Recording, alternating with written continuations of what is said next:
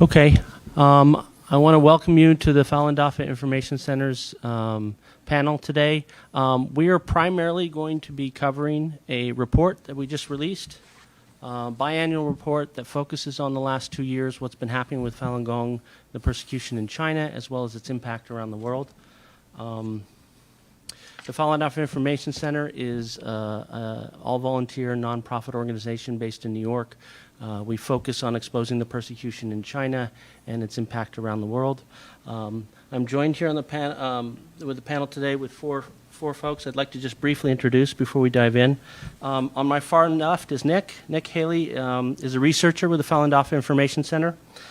He's currently an undergraduate student studying biomedical sciences at the University of Cincinnati. And he does a lot of research for our organization over the last year or so. To my immediate left here is Dr. Larry Liu. He's the Deputy Director of Government and Advocacy with the Falun Dafa Information Center. He's been working on outreach for well over 10 years now. And he did, he's actually been published in the Washington Post, St. Louis Post-Dispatch, Boston Globe, and other places. He holds a PhD in statistics from the Washington University in St. Louis and a BS in applied mathematics from Tsinghua University, otherwise known as China's MIT. I will say he's an upstanding guy and also a very good friend and an excellent researcher. On my right here, Simon Zhang. He's an architect here in Manhattan. Tragically, his mother recently was killed amidst the persecution in China, and he's going to share a little bit of that story with you. And then on my far right, Han Yu. She's originally from Beijing. When she was only 14, her father was first arrested in China for practicing Falun Gong. When she was 19, he died in police custody after being detained for less than 3 months, and she's going to share some of that tragic story with you today.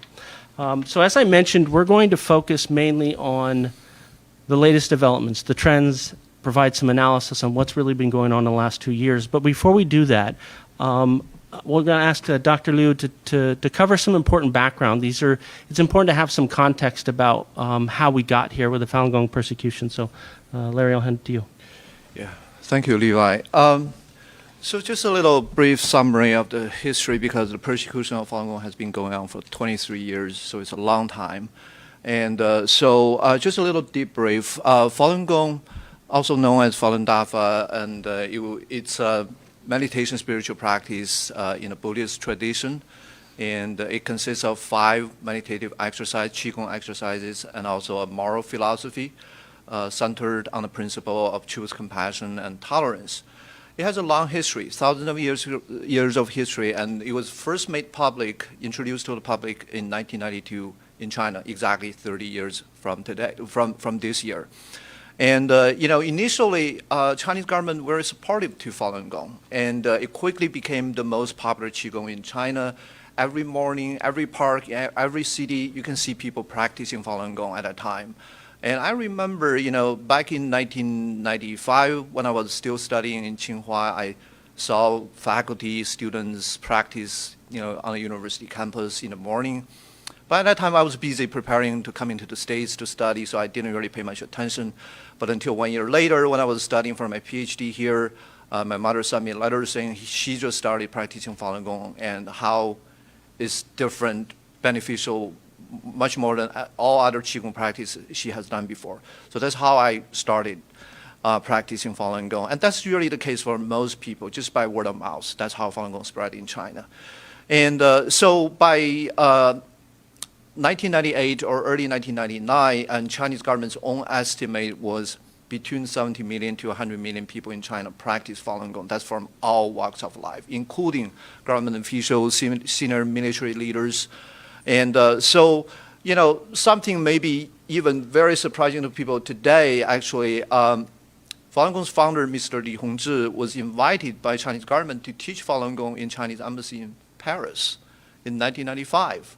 And here in DC, Falun Gong practitioners participated in the Cherry Blossom Parade in April 1999. That was just 3 months before the persecution. And Chinese embassy official came out to praise Falun Gong for promoting Chinese culture.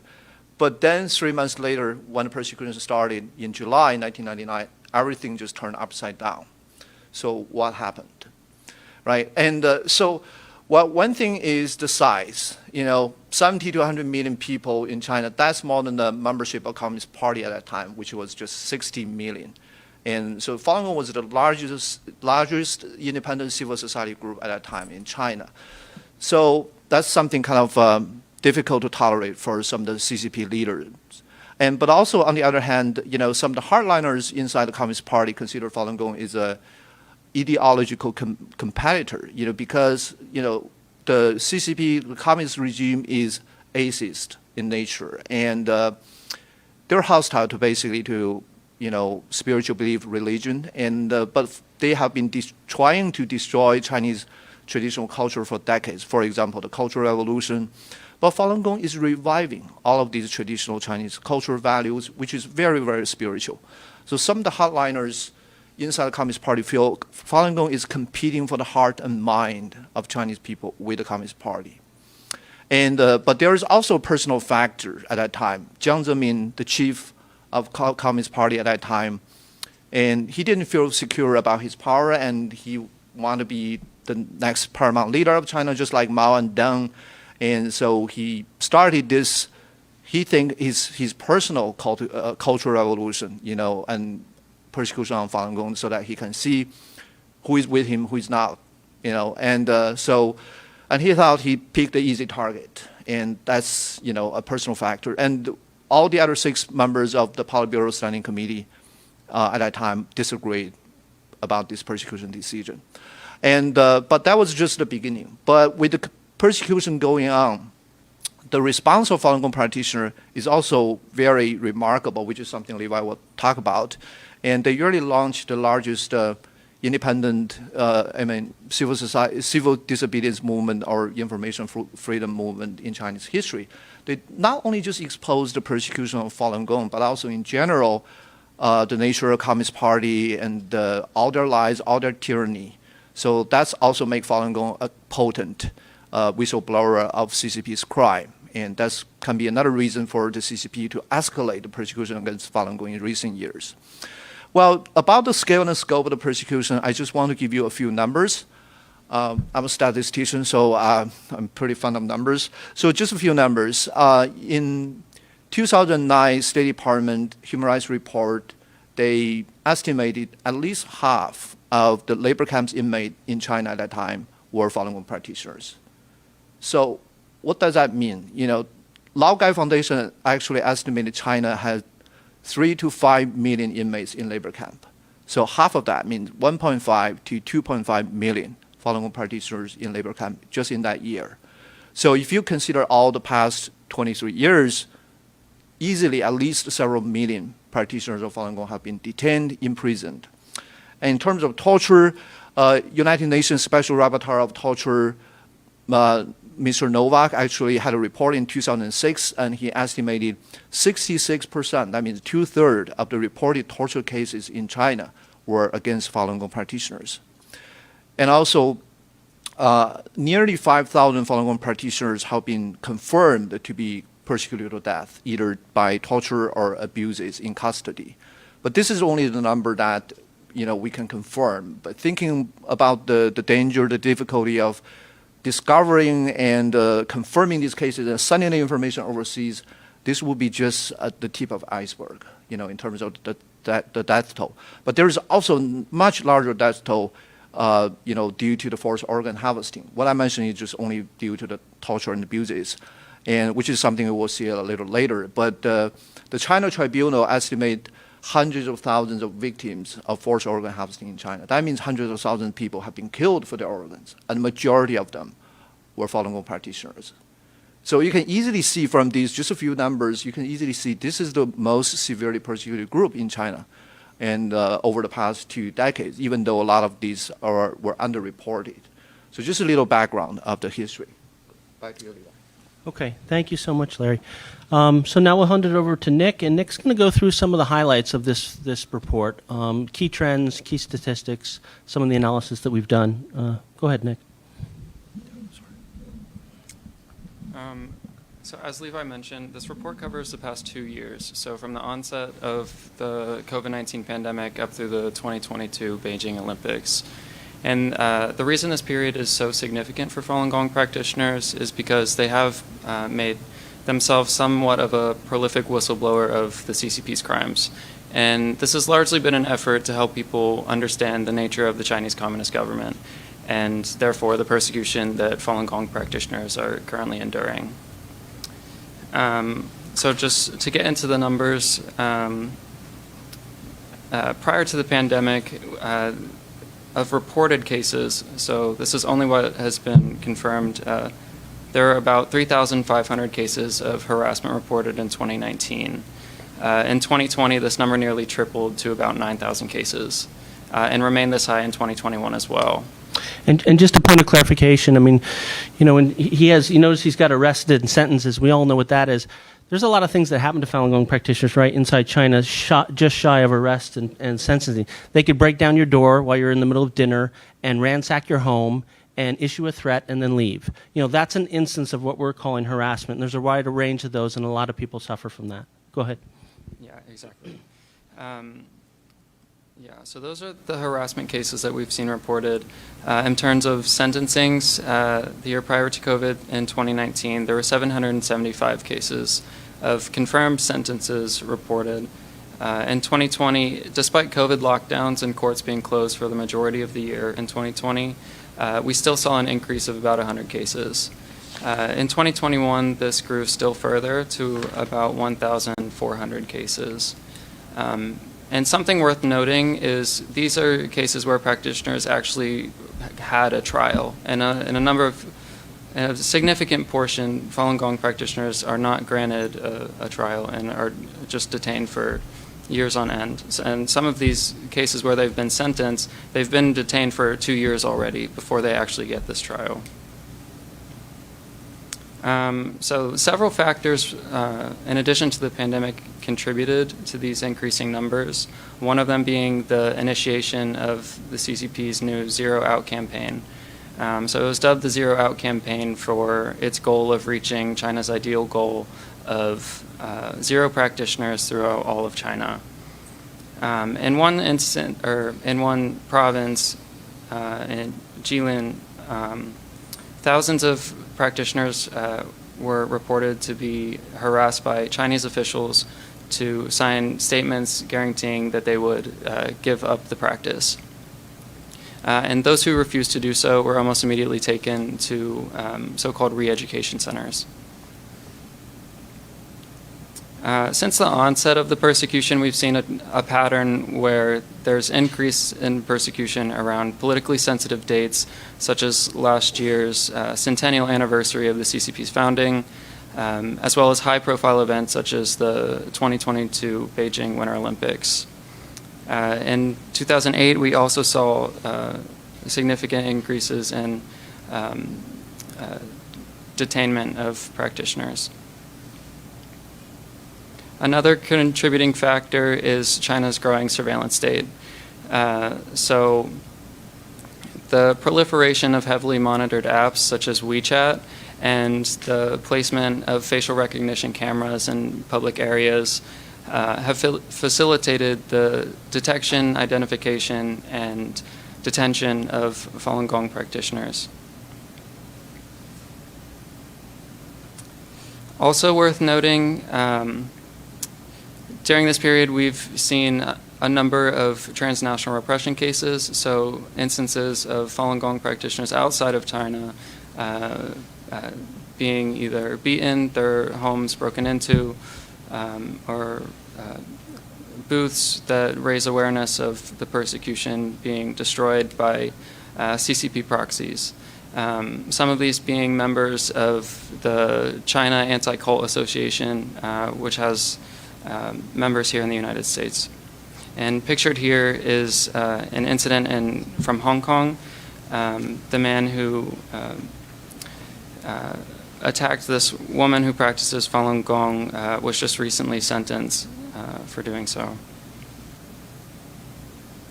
Also during the reporting period, we saw new evidence emerge that Falun Gong practitioners are being used as an organ supply in China's transplant industry. A few months ago, the American Journal of Transplantation published an article that found about 70 instances in Chinese medical research papers in which the dead donor rule was violated. So these patients were determined to be legally brain dead prior to being intubated, which is a violation of the dead donor rule. There was also continued phone call investigations by the World Organization to investigate the persecution of Falun Gong, and in these investigations, investigators would call these hospitals, pretending that they need to schedule an organ transplant, and asking hospital officials to assure them that the organ could come from a Falun Gong practitioner. And in numerous cases, the hospital staff will try to assure the investigator that yes, this can be done. Also, something that was noted was in 2019, the Central Military Commission of the CCP, in a way to separate the Chinese Communist Party from these accusations, has banned organ transplants of kidney and livers in military hospitals. And we believe this is largely an effort just to avoid responsibility. But in a few of these cases, these hospitals are just converted into, these military hospitals are converted into civilian hospitals, or the staff that is accused of being involved in forced organ harvesting, they just move to a different hospital. So those are more of the recent updates that we've seen.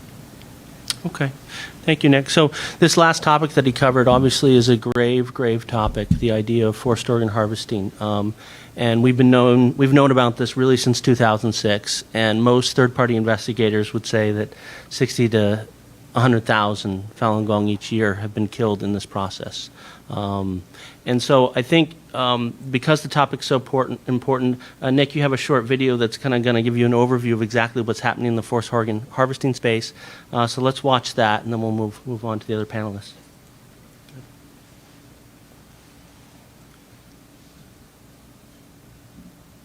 For over 3 decades, the People's Republic of China has been accused of harvesting the organs of its own citizens by force. The victims are killed in the process, and their organs are used in transplant operations. This organ trafficking is a human rights abuse that affects all of us. But what is forced organ harvesting in China? How does it differ from transplant systems in other countries? And what evidence is there that it's taking place? Most countries have a voluntary donation system. Recipients wait for an organ to become available, sometimes for 3 or 4 years. When a donor dies, the best matched person on the waiting list is rushed to the hospital to receive their transplant. China has a very different system with reverse matching. Recipients pay for an organ to be made available. A prisoner who is the best match for the paying recipient is chosen from a large pool of detainees. The prisoner is then killed and their organs extracted for transplantation. Transplants for organs such as hearts, livers, and kidneys are scheduled in advance and performed in a matter of weeks. It is not possible for an ethical organ donation system to provide transplants on demand. For years, there has been controversy over whether prisoners of conscience are being killed for organs. An independent people's tribunal, chaired by Sir Geoffrey Nice QC, was formed to assess all available evidence. After 12 months, including 5 days of public hearings, the China tribunal concluded that forced organ harvesting has been committed for years throughout China on a significant scale. Falun Gong practitioners have been one and probably the main source of organ supply. And the vulnerability of the Uyghurs to being used as a bank of organs is also obvious. To understand how this atrocity began, we need to go back to the late 1970s when Chinese surgeons began transplanting organs from death row prisoners, a practice that was widely condemned. In 1994, Human Rights Watch reported 3 key findings. Political offenders and other non-violent criminals were being used as sources for organs. Chinese doctors participated in pre-execution medical tests and matching of prisoners with recipients, often on a first paid, first served basis. And executions were deliberately mishandled to ensure that prisoners were not yet dead when their organs were removed. From 2000 onwards, China's transplant system rapidly expanded. At the same time, the authorities conducted a violent campaign to eradicate the Buddhist Qigong and meditation practice Falun Gong, which is practiced by millions in China. As the labor camps, black jails, and prisons filled with Falun Gong practitioners, so the volume of transplant operations dramatically increased. These rapidly available organs could not have come from death row prisoners alone. And, in comparison, Falun Gong practitioners are a healthier source for organs, as they do not drink or smoke and do Qigong exercises regularly as part of their spiritual practice. The number of liver transplants in 2000 reached 10 times that of 1999. In 2005, the number tripled further. As the Chinese transplant system continued to grow, so did the pool of prisoners. In 2017, Muslim Uyghurs began to be incarcerated in vast numbers, with many reported missing. And although China recently began developing a voluntary donation system, there is still no transparency about the source of organs. From July 2018 to June 2019, members of the China Tribunal with expertise in international human rights law, organ transplantation, international relations, China studies, and business reviewed multiple lines of evidence, including testimonies from relatives of deceased victims, fellow internees, and from Uyghur and Falun Gong detainees who were forced into blood tests and organ scans, including chest x-rays and ultrasounds. Some were overtly threatened with forced organ harvesting.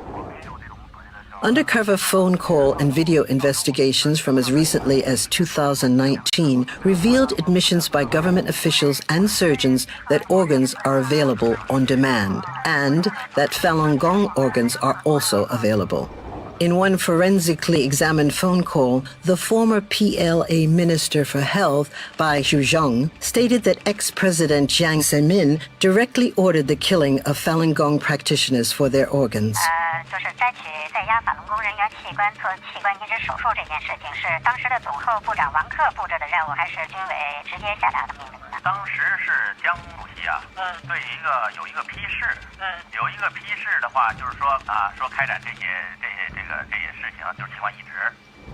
The China Tribunal also reviewed investigations compiling Chinese records, including bed utilization rates, surgical teams, and hospital revenue that show 60 to 100,000 transplants have been performed each year, far more than officially claimed. In 2010, just one hospital carried out over 5,000 transplants. Other lines of evidence examined include official Communist Party documents of policy and practices, scientific studies in Chinese journals that detail suspicious data consistent with killing individuals for organs, and a statistical analysis of China's organ donation system, showing that organ donation figures have been falsified and do not represent the real numbers. Based on these lines of evidence and proof of other acts, the China Tribunal not only found that forced organ harvesting has and continues to happen in China, it also found that commission of crimes against humanity against the Falun Gong and Uyghurs has been proved beyond reasonable doubt. But whose responsibility is it to act, and what should be done? Medical institutions and companies must abide by their business and human rights obligations. This means cutting ties with China in relation to organ transplantation practice, research, and training. States should enact laws combating international transplant tourism, and Chinese perpetrators should be sanctioned. Governments around the world should take the necessary steps to seek justice, and the Chinese Communist Party should be held accountable for its actions. As global citizens, it is our responsibility to speak out against forced organ harvesting. If we don't act now, many more lives will be lost.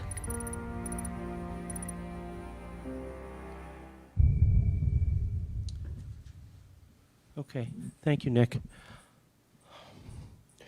So A lot of times when we're talking about the persecution of Falun Gong, due to the numbers involved, we're talking about huge numbers. We know that there are tens of millions of people who practice Falun Gong still today in China that are suffering from this persecution. But I think what often gets lost is the personal story. Pretty much every Falun Gong practitioner I know from China has a story, either themselves being subject to horrific things or their family members or friends. And we have two folks here today that will share their stories with you. Simon, why don't we start with you? Thank you, Levi. So I'm here to help my mom present her case. If she's able to do so, she'll be happy to tell you how wonderful it is to practice truthfulness, compassion, and forbearance in her life, but she couldn't. This is a photo of her, a very nice lady and smart. But she couldn't because she died in custody this past March 21st. She endured twice of labor camp before. In 2001, she was taken to a... Here, I'm sorry, Simon, use this. Okay, in 2001, she was taken to a detention center, beaten, then sent to labor camp, where she was tortured by an electric baton for 2 hours, and that destroyed her health. In 2008, in 2001, she almost died there too, so we were allowed to bring her home pretty much at the edge of her death. In 2008, similar thing happened right before the Summer Olympics. She was grabbed to labor camp again, tortured, almost died there, and narrowly escaped.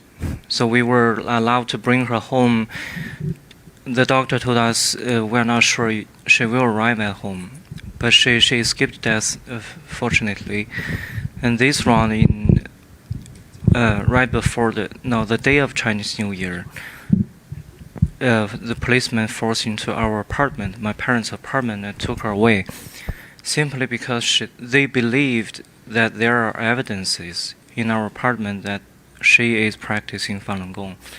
And they did find something because she is a very active local practitioner known to the public, to the police. They found books, they found materials that she distributed.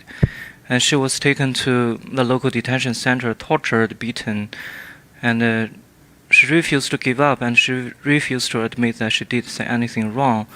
So she went on a hunger strike, and they responded with even worse torture. She lost consciousness after 11 days of such maltreatment, and they sent her to hospital.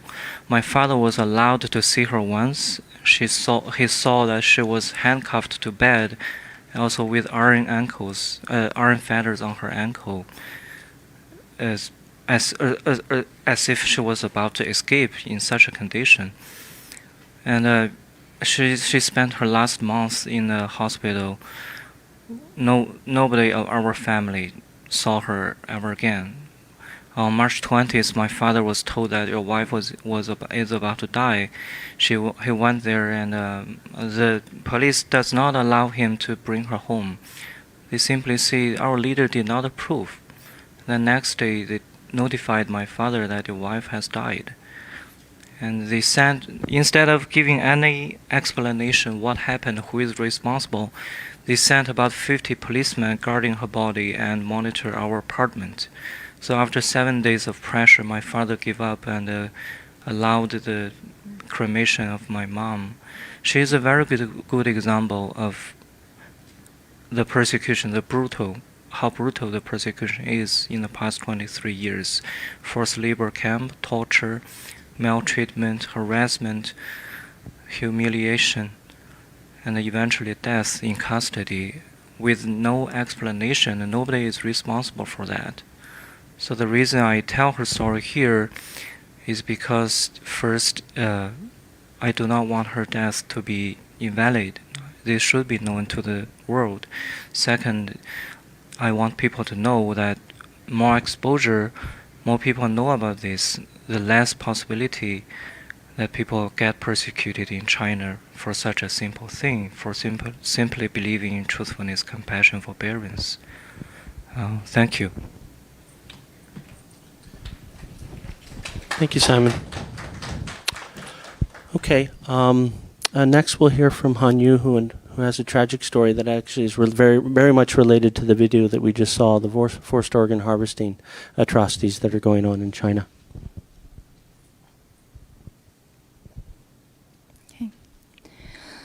My name is Yu Han.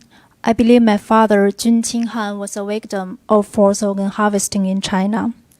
When I was 14 and my younger brother was 9, our parents were first taken away by the police and detained for practicing Falun Gong. It was a very difficult period for us. At school, parents told their kids to avoid me and my brother out of fear, seeing their families would be implicated. My brother became very introvert after that.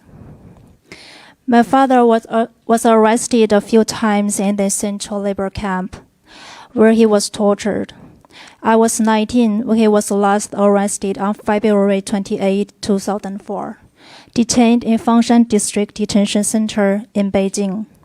On May 4, 2004, my father was persecuted to death. The police claim he died of a heart attack. I thought it must be a mistake because he was so healthy before the arrest. On June 18, 2004, more than a month after my father's death, the police allowed our family to see his body. On that day, a lot of police cars and officers came to closely monitor us. We were not allowed to change clothes for my father, and they also forbid my family from bringing cameras. Only the immediate family member were allowed to see the body, 2 persons in each turn, under the close watch of policemen on site. When I saw my father's body, I still couldn't believe that was real. My father was lying there with green and purple bruises all over. His face was gouged and scarred in several places. Although there were funeral makeup on his face, I could still see his left eye was a missing chunk of skin, and his cheeks were bruised. But what shocked me the most were the thick black stitches on his throat area. The incision extended down into his clothes. I stepped closer to unbutton the clothes and examine the wounds. But within seconds of opening 2 buttons, the police immediately blocked me and forced my family out of the facility. My ankle and my arm went in.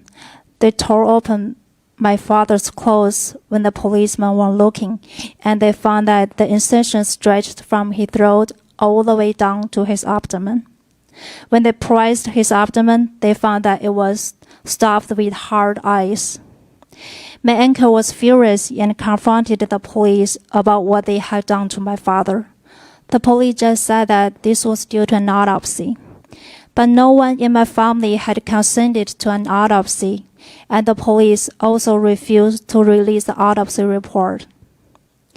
After our final viewing, my father's body was transferred to a crematorium under supervision of the police. When they moved my father's body into a vehicle, my stepmother found that my father's left arm was broken. After seeing his body, I was left with more questions than answers. The purpose of an autopsy is to determine the cause of death. But if my father was tortured to death, the police knew exactly how he died. Why would they bother to do an autopsy to determine the cause of death? At that time, the CCP secret operation of killing prisoners of conscience for their organs was not exposed yet. I had no clue until 3 years later. In the summer of 2007, when I browsing the internet, one piece of news popped out on the Tencent QQ platform, revealing all kinds of crime related to live organ harvesting. My whole body was trembling after reading the report. I could hardly believe that things as evil as that could happen. Then I thought about my father's death and the incision and the stitches on his body, which clearly indicated that my father's organ had been harvested, likely while he was still alive. This realization crashed upon me like a violent wave. I could not imagine what he had suffered before he died. I cried all night long until I passed out. It hurts every time I retell this story, but I don't want my father's death to have been in vain. We can't stop forced organ harvesting in China, and we must before more innocent people are killed for their faith in China. Thank you.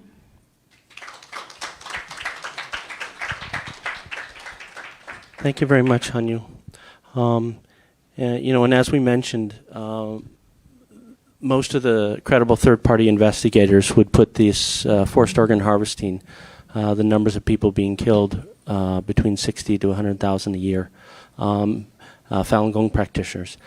And we know from undercover investigation phone calls that have been done as recently as 2020 that this practice, despite almost a decade of being exposed somewhat in the West, still goes on. So it's very much happening in China. It's very much a money-making business. It's a billion-dollar industry, the act of killing innocent people and selling their organs. So there's a few, coming back to the report, there was a few pieces of analysis that I think are important to highlight. When Nick showed his statistics, one thing I think should really pop out, and that's the difference between the numbers you saw between 2019 and 2020. And if you remember, as of March 2020, China was locked down for a great deal of time, and yet in that year, the number of harassments and even arrests doubled. What's going on? If the country's locked down, why is there an extra effort to go after Falun Gong and intimidate them and put them into prison? And I think one thing that highlights is that the campaign against Falun Gong has evolved over the last 20 years. It started as, and is still very much, a persecution of a religious minority for the reasons that Dr. Yu mentioned. However, over the years, out of the Falun Gong community has grown an enormous grassroots movement to expose the crimes of the CCP, both inside China and abroad. We know this movement inside China to be tens of millions of people. Primarily what they do is they will take leaflets and information that's made with the help of people, volunteers overseas, and made available on websites. They'll download these leaflets and other pieces of information, and usually under cover of night, they'll go out and they'll distribute them in their town, their city, their village. And this has happened for years, with many Falun Gong practitioners even confronting directly their local Communist Party secretary or the police in the area, and talking to them and telling them what's really happening, what is going on, what is Falun Gong really about, and why it's being persecuted and how it's being persecuted. And this is a shock to the Chinese people. I mean, we talk a lot about misinformation, but we have to understand that China is the kingdom of fake news. That's all they have. That's all they live with. That's all they've grown up with since they were very young children, is enormous amounts of misinformation, whatever the state-run media tells you. And so for years, the story they've heard of Falun Gong has all been lies about how it's terrible and how the government is handling things benevolently, and some of these atrocities aren't happening. And suddenly, on your doorstep appears a leaflet that says something different. And then a couple weeks later, another one, and people are talking to you on the bus, and people are talking to you in the market, and pretty soon it turns into a groundswell of civil disobedience that is larger than anything we've ever seen. Certainly the largest thing we see in the world, tens of millions of people strong. That is why, during the pandemic, Falun Gong incarcerations actually went up, because Falun Gong is no longer just a persecuted minority, it's also a whistleblower. And they know if they're hiding something about the virus in Wuhan or other places, Falun Gong is the first one they need to keep quiet, because they're the ones who are going to expose the news about what the CCP is doing. And that's exactly what happened. So I think that is one trend to take note of, is that, again, there's these tens of millions of very heroic people. I mean, if they get caught handing out a leaflet on Falun Gong, you're going to prison, and usually worse. And so the first thing to note of is that there are tens of millions of people doing this in China. And secondly, that it's having a real impact. In pockets of China, it's really changing hearts and minds. There's lots of stories. I was just reading one last night that we got. We get dozens of stories out of mainland China every single day. And I just got one last night, how an old lady in her late 70s was handing out leaflets, and over a course of a few days changed the mind of the party secretary in the local village. So this is happening all over China. But it's also the reason that Falun Gong, one of the reasons, is so targeted there. So that's one of the things that is important to note that we highlight in the report. There are two other things that I just wanted to make note of. Nick mentioned the transnational repression, which is really the act of the Chinese Communist Party taking violent criminal acts against the Chinese diaspora, Chinese people, dissidents outside China. Freedom House did probably a groundbreaking piece of work, probably the best piece of work we've ever seen on transnational repression a year and a half ago, right? They issued a report, and lo and behold, they found the Chinese government to be by far the worst aggressor. And so what we've seen in the Falun Gong community in the early days when the persecution first started, it was very much thuggery. You know, a lot of us had our apartments broken into, we were beaten up on the streets by Chinese thugs, death threats, things of that nature. That still continues, as you saw on some of the slides that Nick showed, the woman in Hong Kong.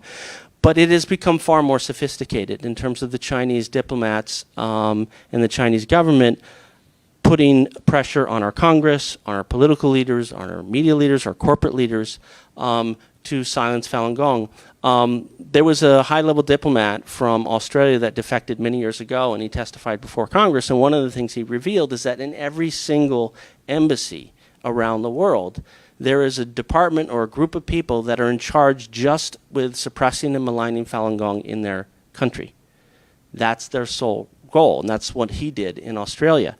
And that has had, over time, a tremendous effect, unfortunately, in silencing and maligning Falun Gong overseas. And it can take a number of different forms. For example, we might have a local state official who's very supportive of Falun Gong, and suddenly he's not. And usually, sometimes it happens after he takes a trip to China. There's a lot of these wine and dine trips to China. And so the diplomatic pressure, it has been tremendous in terms of trying to silence the Falun Gong issue. And I think there's one particular area that is troubling that I wanted to highlight, and that is controlling the narrative on Falun Gong here in the country. So when Falun Gong persecution first started, no one knew what that was. And so that from a narrative standpoint, that's dangerous. Nobody knows what Falun Gong is. Is it a person? Is it a practice? Is it a city? What is it? Into that void, a lot of CCP propaganda flooded. And so initially, the first thing that people heard about Falun Gong was a lot of propaganda from the CCP. They initially stumbled. For months, at the beginning of the persecution, the best excuse they could come up with, the international community, was to telling people that Falun Gong, was disturbing social order and blocking traffic. Hardly the reason to incarcerate hundreds of thousands of people in a few weeks. After a few months, unfortunately, with the help of some Western PR firms, they come up with a cult label. And they learned that a cult is a very resonant word. It's a very potent word in the West. And if they can convince the West that Falun Gong is a cult, well, at the very least, they'll have people stand down that would normally speak out for Falun Gong. And so that's what they pushed for many, many years. So if you go onto the English language website of the Chinese embassy, you would see cult this, cult that. And that was their line against Falun Gong. And it had some traction in the West. Something interesting happened in the last few years. Obviously, there's been a lot of racial strife in the U.S. and other Western countries in the last couple of years with the killing of George Floyd and what's happened here. The CCP has took notice. And so now, if you go to the English, and I'm not saying do this because there's a lot of junk up there, but if you go to the English language web page on a Chinese government website, they usually have one that's just about attacking Falun Gong. The first thing they talk about is no longer cult. They now say, oh, Falun Gong is racist, and they prohibit, interracial marriage. Now, any even casual observation of the Falun Gong community shows this is garbage. There's a lot of interracial marriages, interracial kids. It's very prominent in the Falun Gong community, as it is with many communities. I myself am married to a woman of a different race. So the line is garbage, but it doesn't really matter to the CCP. What matters is they think that will sell in the market they're trying to pitch this in, which is the West. And lo and behold, when I opened the New York Times article, I think October of 2021, on an article, it wasn't really about Falun Gong, but it touched upon Falun Gong, there was that line, not quoting from somebody, not sort of stating as hearsay, but as fact, that Falun Gong is racist. And I said, how did that get into the New York Times? Now, I don't mean to pick on the New York Times. A lot of the newspapers have had this problem. But it is informative to note that the CCP is able to craft a line that is demonstrably false and push it to the extent that it will make its way into our Western media. And that's also a relatively new development over the last few years, and it's very dangerous because stopping the persecution, helping people in prison really, to some extent, relies on people standing up in the West. And when these kind of lies are able to make their way into our prominent newspapers, it really deflates enthusiasm for doing that. And so I think that is also one of the troubling developments that we've seen over the last few years that we do need to address. Okay, so with that, why don't we end up with Dr. Liu, where you could talk about some of the recommendations and ideas we have on what we can do about this. Yeah, I have this. Yeah, thank you, Levi.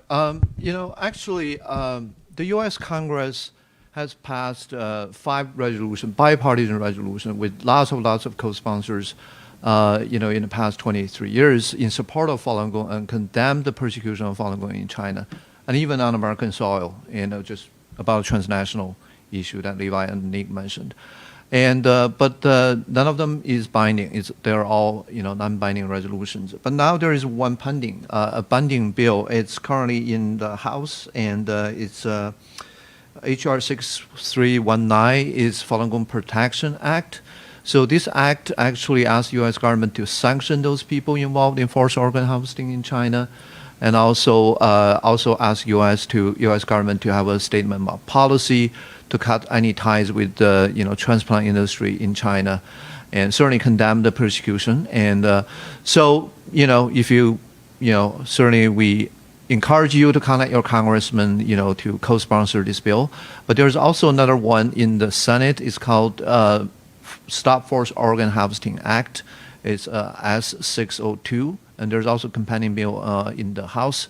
It's a general bill about, you know, stop forced organ harvesting, and this bill actually is to create some institutional mechanism that would hinder unethical organ transplant, including in China. And so these are the 2 legislatures, you know, bills that we really encourage you to contact your senator and congressman to support. And also, on the other hand, you know, talking about the executive branch, the U.S. government did 2 sanctions in 2020 and 2021 related to Falun Gong, and they have very important ripple effect. You know, the first one was in December 2020.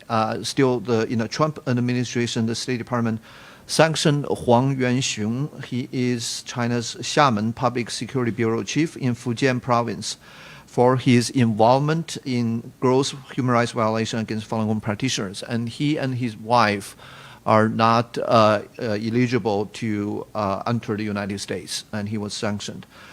So in May 2021, last year, in Biden administration, Secretary of State Antony Blinken announced sanction against Yu Hui.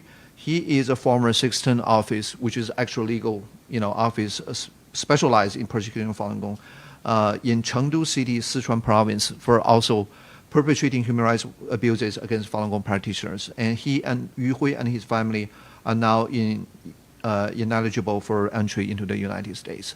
And so these sanctions are very important. You know, even though just 2 officials, there are like thousands of Chinese officials or even more are involved in this persecution. But there is ripple effect, because many Falun Gong practitioners outside China are making phone calls, even on a daily basis, into China, especially calling those detention facilities, police stations, department, and you know, persuade those police or guards not to torture Falun Gong practitioners, telling them these are good people, and what they learn from the Chinese state-run media about Falun Gong are all lies. But at the same time, they tell them that there are these 2 sanctions by U.S. government about these officials. They're mid-level officials involved in persecuting of Falun Gong. And some of them even say, okay, I still want to go to the United States. I may want to send my children to some college in the United States. And so that makes some of these, you know, police think twice. And some of them are become reluctant to torture Falun Gong practitioners. Well, in general, the persecution policy and also the implementation of persecution of Falun Gong still remain very severe, but we do see some of the ripple effect of this sanction. So the more sanction, definitely the better.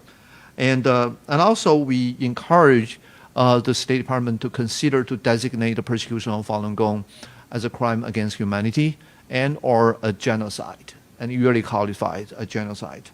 And the other thing we recommend, as Levi mentioned, the CCP's infiltration in America on many fronts. So we hope that our government can really pay attention, monitor, and curtail the CCP's infiltration on American soil. So that's some of the recommendations from our organization. Okay, thank you, Larry. Just to expand upon one of the things he said, I mean, the idea, we have many, many volunteers around the world who are calling into China. Sometimes it happens very fast. I was reading one of the reports that came out of China the other day where, there were a group of people that were handing out leaflets, and one was taken away by the police, and the other people that were with him in his group immediately act. So they get the name of the police officer, they get the phone number, they send it overseas. Imagine that. You're a police officer in some village in some remote part of China. You just detained a Falun Gong practitioner. You know by this point they're good people and that the Chinese regime's policy to persecute them is a bad thing, but you're just doing your job. The phone rings, and some person from France is on the phone saying, I know your name, I know who you just detained, and I know what you're doing. It really freaks them out. And this is happening every single day. I mean, this is part of this large grassroots movement to really try and get the Chinese people to stop persecuting Falun Gong. Because there's one thing we learned early on in this persecution. Obviously, we want to stop the abuse against Falun Gong. It's an atrocity. But we also want to stop people from doing bad things, because what does that do to their life? You're a regular person, you've got a family, you happen to be a police officer, and now the government is telling you have to torture people. What does that do to you when you go home and pick up your kids and sit down to dinner with your wife? What does that do to you as a person? This is destroying the moral fabric of China. So there's something very universal in terms of a goal, in terms of a motivation for all this grassroots efforts that we're talking about in China, and these call teams that are calling in, is to really get the Chinese people to stop doing these kind of bad things, because it hurts the whole society. It decimates the society. And so this persecution has to stop, not just to free Falun Gong practitioners, but to give Chinese people and the Chinese country a chance. So that's really the motivation. Okay, so I just want to reiterate, so this new report is what we just issued. There's one on your chair here. You can take that home, or you can read it online at falungong.org. Falungong.org. FalunGongReport.org. FalunGongReport.org. It's online there. You can read it there. I think we have a few minutes for a few questions, so if there's any questions from the audience, we can take those now. Yeah. Yes.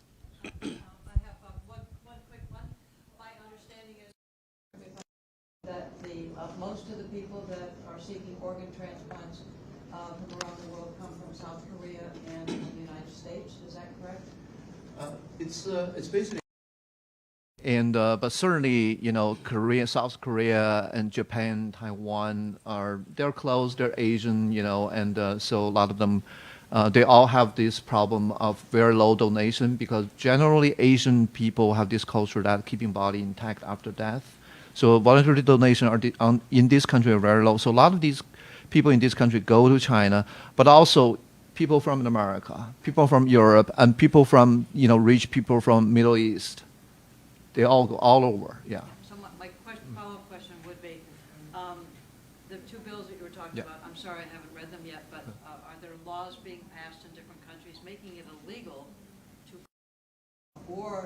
to say, for instance, not if the organs are taken out of China and then sold in other countries, making it illegal to do that? Do you know if there's any movement in that way? Yeah. There are several other countries already passed law in this regard. And for example, Israel is the first one. In 2008, Israel passed a law because previously Israel healthcare system give reimbursement for people going to even China or other country to get organ transplant. So their law basically just banned that reimbursement, stopped that. So that basically stopped Israelis from going to China for organ transplant. And very recently, UK passed a law to stop, British people go to other countries for organs. That means organ tourism. So that certainly includes China.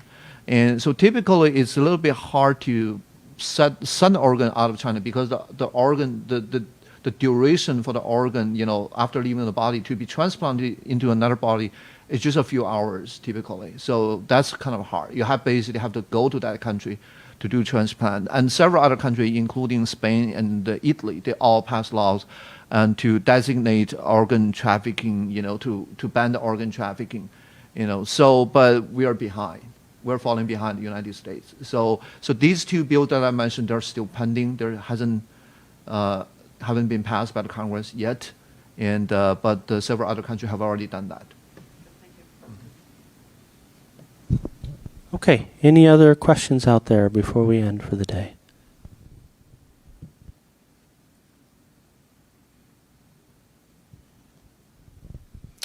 Okay, I want to thank you all for taking the time. Really appreciate it. Thank you so much to the panelists for your insight and your stories. Thank you.